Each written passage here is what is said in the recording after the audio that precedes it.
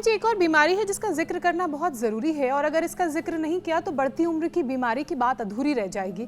वो है कैटरैक्ट। स्वामी जी, 30 से 40 की उम्र में भी अब कुछ लोगों को कैटरैक्ट की दिक्कत हो रही है और उम्र बढ़ने के बाद तो होती ही है। तो कैटरैक्ट की इस बीमारी से कैसे बचा जाए और जिन्हें है वो क्या उपाय करें? एक तो निर्गुंडी का रस डालें, पूरे देश में उपलब्ध है निर्गुंडी। निर्गुंडी के रस से कैटरेक्ट नहीं होता। बड़ी उम्र में हमने देखा दृष्टि से लोगों को हमने कैटरेक्ट ख़त्म किया, और छोटी उम्र के लोगों को और बच्चों को जो नाजुक है ना, उनको हमने ये आई ग्रिट ड्रॉप और आई ग्रिट वटी दी। ये तो हमने चूहों पर भी प्रयोग कर लिया, चूहों को कैटरेक्ट हमने इंड्यूस किया और उसके बाद उससे ख़त्म हो गया। बड़ी बात थी ये। हाँ, कैटरेक्ट बढ़ जाता है किसी किसी को बड़ी उम्र में आंखों में, और किसी को जेनेटिकली भी ग्लूकोमा हो जाता है, उसके लिए भी आईग्रिट वटी देते हैं। महात्रिफलाग्रित खाली पेट 1 चम्मच खिलाते हैं, अनुलोम विलोम कराते हैं। जो बचपन से शीर्षासन सर्वांगासन करते रहेंगे। अब सर्दियों में गाजर के जूस में आंवला डाल करके लो 100 साल तक। एक तो विटामिन ए अब 4 महीने लेना, अक्टूबर नवंबर दिसंबर जनवरी, वैसे फरवरी तक भी आ जाता है। 4-5 महीने में जो आप गाजर और आंवले का जूस पिएंगे तो विटामिन ए और आंखों का जो पूरा पोषण है बॉडी स्टोर कर लेती है। फिर कभी ज़िंदगी में प्रॉब्लम ही नहीं आएगी। नंगे पैर घास पर चलना, नंगे पैर जो है ऐसी मिट्टी पर, कच्ची मिट्टी पर दौड़ना, ये आंखों के लिए बड़ा अच्छा होता है। त्राटक करना, और बड़ी उम्र में नींद भी कम आती है थोड़ी।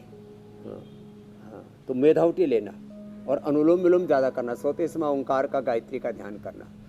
और बड़ी उम्र में चिड़चिड़े भी हो जाते हैं कुछ लोगों को बोलने की बीमारी, तो मेधावटी मेमोरी ग्रिट ओमेगा बहुत ज़रूरी है। फिर बड़ी उम्र में आजकल ये पार्किंसंस, अल्जाइमर और डिमेंशिया बहुत होने लगता है। स्वामी जी, आप हमारी स्क्रिप्ट पढ़ लेते हैं। और ये दिक्कत स्वामी जी ज़्यादा परेशानी वाली इसलिए भी है, दिल्ली तक का दिखता है कि एसी वाले रिमोट से टीवी ऑन करने की शुरुआत लोग करने लगते हैं। चेहरे पे चश्मा है और ढूंढ रहे होते हैं, तो बड़ा ज़रूरी है कि ये डिमेंशिया को कंट्रोल किया जाए।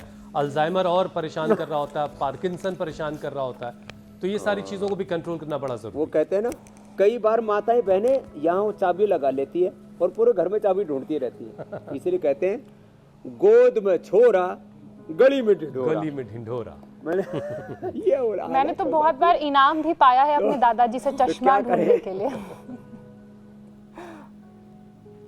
सर में ही लगा रहता था। अश्वगंधारिष्ट सारस्वतारिष्ट बड़ी जबरदस्त है। ब्राह्मी, शंख पुष्पी, मीठी बच, ब्राह्मी, शंख पुष्पी, मीठी बच, अश्वगंधा, और एक है ज्योतिष्मती। इन 5 चीज़ों का पाउडर बना के रखें, थोड़ा मिश्री मिला करके, खांड मिला करके ऐसे बच्चों को खिला दिया करें। गाय का घी 1 चम्मच खाली पेट, मैंने बोला ही था, नहीं तो सुबह सुबह मक्खन दो।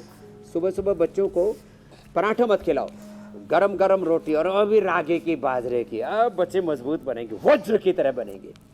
ज़्यादा गेहूँ ज़्यादा चावल खा करके बच्चे तुलतुले पिलपिले से हो रखे हैं। तो 1 चम्मच घी ज़रूर खाना चाहिए, मस्तिष्क के लिए बड़ा अच्छा है।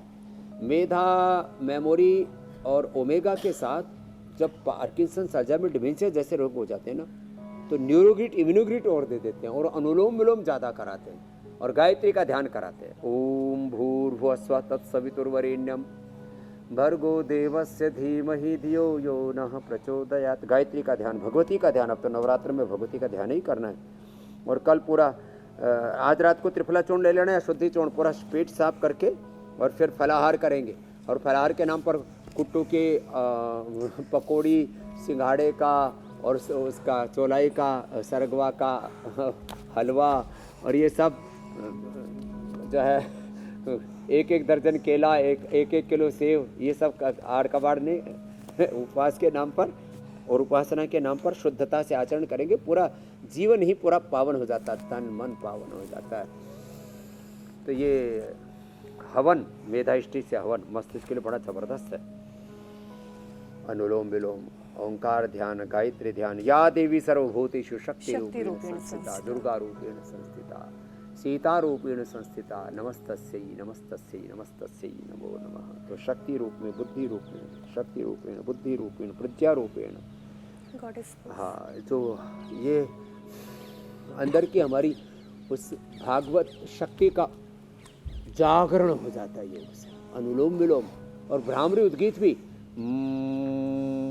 ओम, ये ज्योत सना जी आप अपनी अंतर ज्योत जलाते रहो मीनाक्षी जी। और कुछ और बच गया हो तो हुसैन भाई आप बता देना, नहीं तो हम भी समाधि में चले जाएंगे। प्राणायाम कर लेते हैं।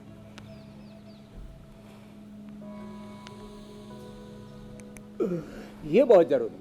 बुढ़ापे में प्राणायाम तो सब कर सकते हैं, कुर्सी पर बैठ के कर सकते हैं, नीचे ऐसे पैर रख करके कर सकते हैं, है ना। प्राणायाम से ही 99% रोगों का समाधान हो जाता है।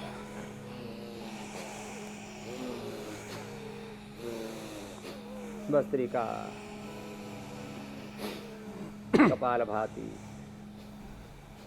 2400 किलोमीटर नंबर है रेस्पिरेटरी टेस्ट, 1 लाख किलोमीटर में सर्कुलेटर, 37 ट्रिलियन सेल्स, अष्टचक्र नवद्वार। अच्छा स्वामी जी, देवालय शिवालय, शिव रूप आत्मा सत्यम शिवम सुंदरम हो जाते हैं।